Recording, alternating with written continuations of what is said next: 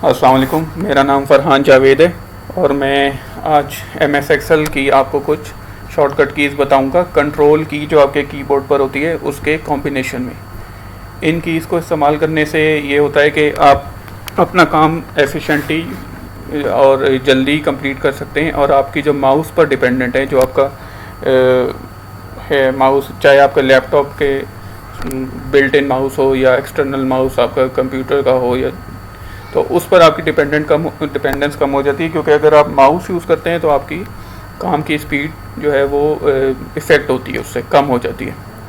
तो इस सिलसिले में पहली जो शॉर्टकट की है वो Ctrl+A है। और इस अच्छा, प्लस का साइन का मतलब ये नहीं है कि आप कंट्रोल की प्रेस करेंगे फिर प्लस का साइन जो आपके कीबोर्ड पर है वो प्रेस करेंगे। इसका सिंपल ये मतलब है कि कंट्रोल के साथ जो की आप मैंने जैसे लिखी हुई है वो आप प्रेस करेंगे। अब Ctrl+A है तो कंट्रोल के साथ मैं A प्रेस करूँगा तो ये पूरी शीट सेलेक्ट हो जाती है। और इसको मैं कहीं भी दोबारा जो है डाउन एरो की, लेफ़्ट एरो की, राइट एरो की, या कोई भी जो है मैं प्रेस करूँ या तो वो उससे उसकी जो शीट की सिलेक्शन है वो ख़त्म हो जाती है। अच्छा, पूरी शीट को सिलेक्ट करने का एक और भी तरीका है। ये जो आप बॉटम टॉप लेफ़्ट पे बिल्कुल आप ये एक ट्रायंगल सा देख रहे हैं, ये जो बटन है इसको आप क्लिक करेंगे तो आपकी पूरी शीट सेलेक्ट हो जाएगी। और इसी तरह आप कहीं और क्लिक करेंगे तो डी सेलेक्ट हो जाएगी। लेकिन इसमें फिर वही बात है कि आपको माउस पे जो है वो रिलाई करना पड़ेगा। माउस से आप उस पर क्लिक करेंगे तो वो शीट सेलेक्ट होगी। और Ctrl+A से ये है कि आप सिंपल अपने कीबोर्ड से Ctrl+A प्रेस करें तो आपकी शीट सेलेक्ट हो जाएगी। इसके बाद दूसरा शॉर्टकट है। अच्छा, मेरी सजेशन तो यही है कि अगर आप अपने काम को एफिशिएंटली और तेज़ी से कंप्लीट करना चाहते हैं तो आप माउस को कम से कम इस्तेमाल करें और कीबोर्ड शॉर्टकट की सीखें ताकि आपका काम जल्द से जल्द कंप्लीट हो सके, कम वक्त में आप ज़्यादा काम अपना कर सकें। उसके बाद आ जाता है Ctrl+B। Ctrl+B हमारे पास इस्तेमाल होता है जो एक रेगुलर फ़ॉन्ट में, फ़ॉन्ट यानी कि जो एक राइटिंग एक स्टाइल है, उसको जो रेगुलर फ़ॉन्ट में एक लिखा हो, एक कोई भी टेक्स्ट या कोई भी नंबर कुछ भी, तो उसको हम बोल्ड करना चाहें। अगर फॉर एग्जांपल किसी चीज़ को हमने एम्फसाइज़ करना है, किसी की इम्पोर्टेंस, कोई चीज़ को हमने हाईलाइट करना है तो हम उसको बोल्ड कर सकें। फॉर एग्जांपल यही जो मैंने लिखा हुआ है Ctrl+B, इसका एक्शन मैंने लिखा हुआ है to bold the cell contents. इसी को मैं यहीं पे मैं कर्सर अपना मतलब इस सेल को करके सेलेक्ट और मैं Ctrl+B प्रेस करता हूँ तो ये देखें ये बोल्ड हो गया। मैं दोबारा से Ctrl+B करूँ तो ये इसकी जो बोल्ड इसका जो था वो ख़त्म हो गया। फॉर एग्ज़ाम्पल मैं यहाँ पे भी आपको दिखाता हूँ। मैं फॉर एग्ज़ाम्पल मैं अपना नाम लिखता हूँ यहाँ पे, ये मैंने अपना नाम लिखा, इसको मैं अगर बोल्ड करना चाहता हूँ तो ये इस तरह से मैं Ctrl+B सिंपल प्रेस करके इसको बोल्ड कर सकता हूँ। इसका भी मैं आपको माउस के थ्रू भी एक तरीका बता देता हूँ। ये देखें आप, जहाँ पे मेरा ये माउस का कर्सर है,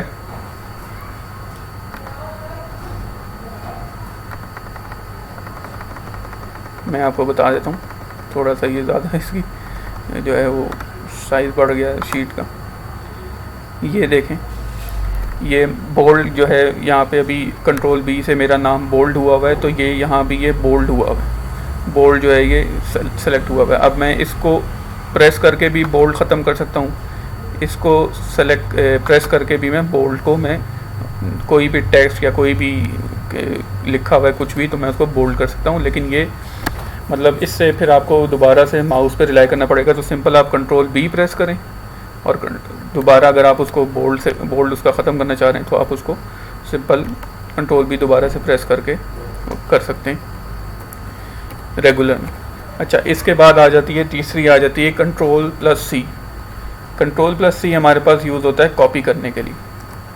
और इसी के साथ मैं आपको दूसरा बता देता हूँ एक और, Ctrl+V। Ctrl+V आता है हमारे पास पेस्ट करने के लिए। फॉर एग्ज़ाम्पल मैं अपना नाम ही यहाँ पे Ctrl+C मैंने प्रेस किया, मैं Ctrl+C प्रेस करता हूँ और कहीं भी शीट में मैं कहीं भी इसको फॉर एग्ज़ाम्पल यहाँ पे मैं पेस्ट कर देता हूँ Ctrl+V। इसको मैंने Ctrl+C किया, ये देखें ये एक ब्लिंकिंग एक उसका जो है वो सिलेक्शन एक आ गई। और यहाँ पे मैंने उसको फॉर एग्ज़ाम्पल यहाँ पे दोबारा मैं इसको पेस्ट कर देता हूँ। तो ये Ctrl+C और Ctrl+V।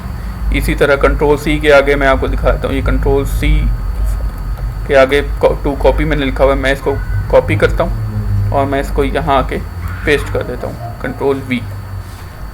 तो ये एज इट इज़ कॉपी हो जाएगा। मतलब ये यहाँ से जहाँ ओरिजिनली वो लिखा हुआ है वो ख़त्म नहीं होगा, लेकिन ये है कि वो यहाँ आके पेस्ट हो जाएगा। जहाँ कहीं भी मैं शीट में या किसी भी जगह में शीट इस पूरी वर्कबुक में किसी भी दूसरी शीट में या इसी शीट में कहीं और मैं कॉपी करना चाहूँ तो वो पेस्ट करना चाहूँ तो वो कॉपी होके फिर पेस्ट मैं कर सकता हूँ। अच्छा, इसके बाद आ जाता है कंट्रोल डी। कंट्रोल डी हमारे पास बेसिकली यूज़ होता है कि जो एक सेल में, यानी ये जो सेल्स हैं इनमें अगर हमने कुछ भी जो बिल्कुल एक सेल में कोई चीज़ लिखी है उसको बिल्कुल उसी के नीचे जो सेल है उसमें कॉपी करना है, तो हम उसको सिंपल कंट्रोल डी करेंगे। जैसे ये देखें, ये इसको मैं ख़त्म कर देता हूँ। ये टू कॉपी मैंने यहाँ भी पेस्ट किया था, यहाँ से कॉपी करके यहाँ मैंने पेस्ट किया था। अब मैं चाहता हूँ कि ये नीचे भी इधर कॉपी हो जाए, एज इट इज़ ये सिंपल सेम जो है ये कॉपी हो जाए। तो मैं इसको सिंपल क्या करूँगा, मैं कंट्रोल डी प्रेस करूँगा तो ये आ जाएगा। लेकिन अब फॉर एग्ज़ाम्पल यहाँ पे मैं कंट्रोल डी करता हूँ तो यहाँ पे ये देखें ये खाली है। खाली क्यों है? कोई चीज़ इधर कॉपी नहीं हुई। वो कॉपी इस वजह से नज़र नहीं आ रहा क्योंकि जो इसके बिल्कुल ऊपर वाला सेल है वो बिल्कुल खाली है, उसमें कोई टेक्स्ट कुछ भी नहीं है। अब मैं यहाँ पे फॉर एग्ज़ाम्पल सिर्फ आपको समझाने के लिए मैं एक कॉमा लगा देता हूँ। ये कॉमा आप देख रहे हैं, नज़र आ रहा होगा आपको। इसका मैं थोड़ा सा इसको मैं कंट्रोल डी करता हूँ तो ये देखें यहाँ पे कॉमा आ गया। तो ये है सिंपल, ये बिल्कुल जो ऊपर सेल में कोई भी उसके कंटेंट्स हैं सेल के, उनको एज इट इज़ कॉपी करने के लिए बिल्कुल नीचे सेल में कंट्रोल डी प्रेस करते हैं। अच्छा, ये लेफ़्ट राइट या और ऊपर इसको करने के लिए कॉपी ये हम नहीं यूज़ कर सकते। फॉर एग्जांपल मैं चाहूँ कि कंट्रोल डी मैं यहाँ प्रेस करूँ और ये टू कॉपी यहाँ पे आ जाए, ऐसा नहीं होगा।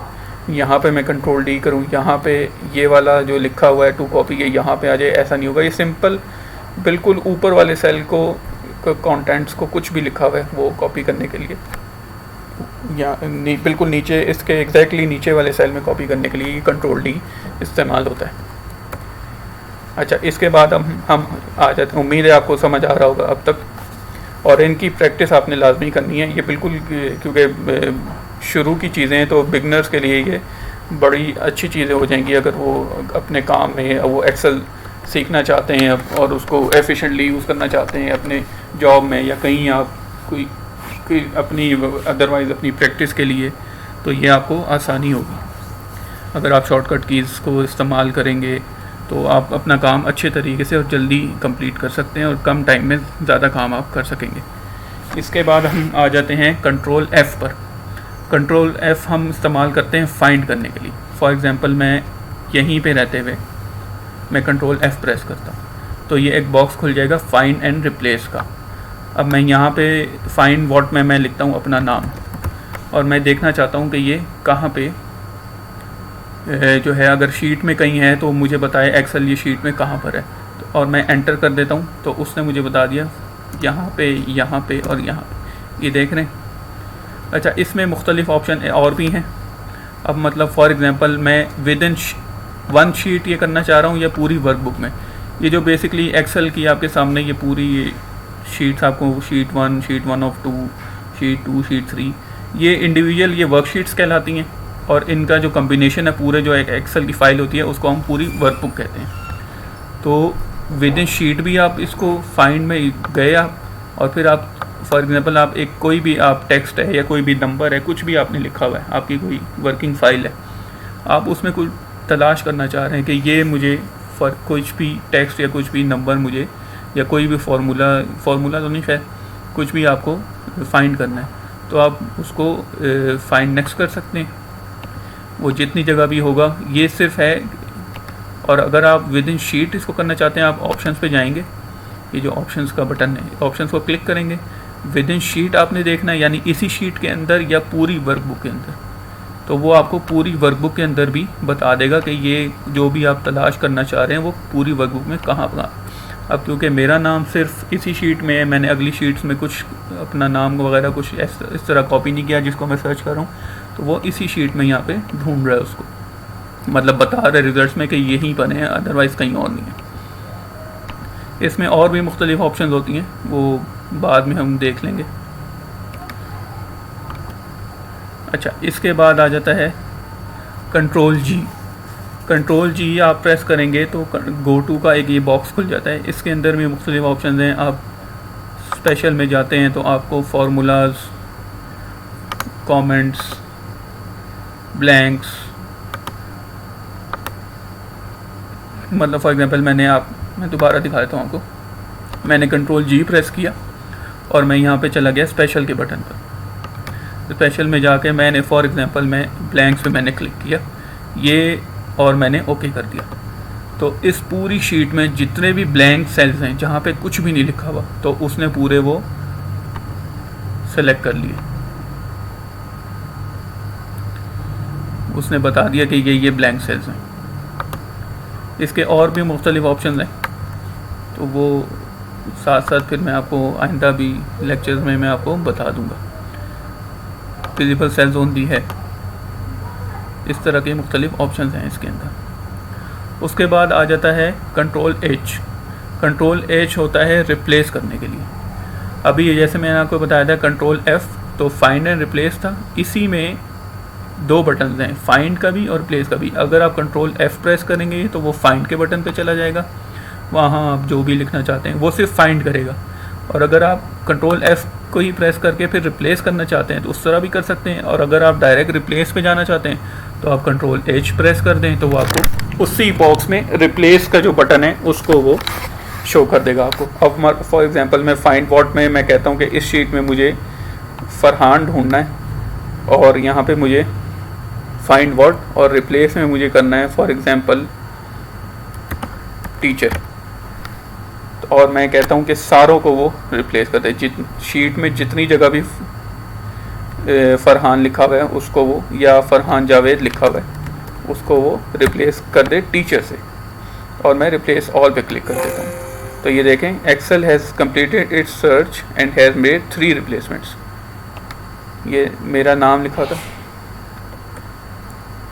मैं इसको क्लोज करता हूँ, कंट्रोल Z करता हूँ।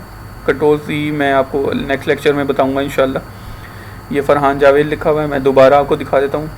कंट्रोल H मैंने प्रेस किया, रिप्लेस पे आया वो ऑप्शन फरहान जावेद। मैंने कहा एक्सेल को मैंने कहा कि ये सर्च करे फाइंड व्हाट में और रिप्लेस विद टीचर। तो और मैंने उसको रिप्लेस ऑल का मैंने फॉर एग्जांपल क्लिक कर दिया। तो वो उसने कहा कि हमने 3 रिप्लेसमेंट्स की हैं, यानी उसको शीट में ये फरहान जावेद 3 जगह मिला, उसने तीनों को मेरे कहने पे रिप्लेस किया और वो टीचर में वो कन्वर्ट हो गया, रिप्लेस हो गया। ये इस तरह से कंट्रोल H हो गया। और कंट्रोल I होता है इटैलिक। मतलब इटैलिक थोड़ा सा यानी कि वो टिल्टेड, फॉर एग्जांपल मैं ये टीचर लिखा हुआ है ये बिल्कुल यानी कि स्ट्रेट वो लिखा हुआ है, इसको मैं कंट्रोल I प्रेस करता हूँ तो इसमें आप ये देखें कि थोड़ा सा वो टिल्ट आ जाता है, एक वो अच्छा एक यानी कि उसका फ़ॉन्ट बन जाता है। और जिस तरह मैंने आपको दिखाया था यहाँ पे ये बोल्ड का जो है वो बटन इसका जो है वो उस टाइम सेलेक्ट हो गया था। अभी जब मैंने इटैलिक इसको किया है तो आई सेलेक्ट हो गया। अब मैं इसको मैं रिवर्स करता हूँ एक्शन को और मैं यहाँ से आई प्रेस करता हूँ तो ये देखें ये उसी तरह हुआ। लेकिन वही बात है कि इसके लिए आपको माउस की ज़रूरत पड़ेगी। आप माउस मत यूज़ करें, आप सिंपल कंट्रोल आई प्रेस करें और आपका ये जितना भी जो भी लिखा हुआ है ये आपका इटैलिक इसका फ़ॉन्ट हो जाएगा। तो आज तक के लिए इतना काफ़ी है मेरा ख्याल है, क्योंकि जो बिगनर्स हैं उनको टाइम भी चाहिए होगा इन चीज़ों को अप्लाई करने के लिए, सीखने के लिए, अप्लाई करने के लिए और इनको याद रखने के लिए। तो इंशाल्लाह अगले लेक्चर में आपको इससे आगे मैं कोशिश करूँगा, इससे आगे जो कंट्रोल की के साथ कुछ और मैं आपको शॉर्टकट कीज़ बताऊँ ताकि आपको काम करने में आसानी हो। ठीक है, अल्लाह हाफिज़।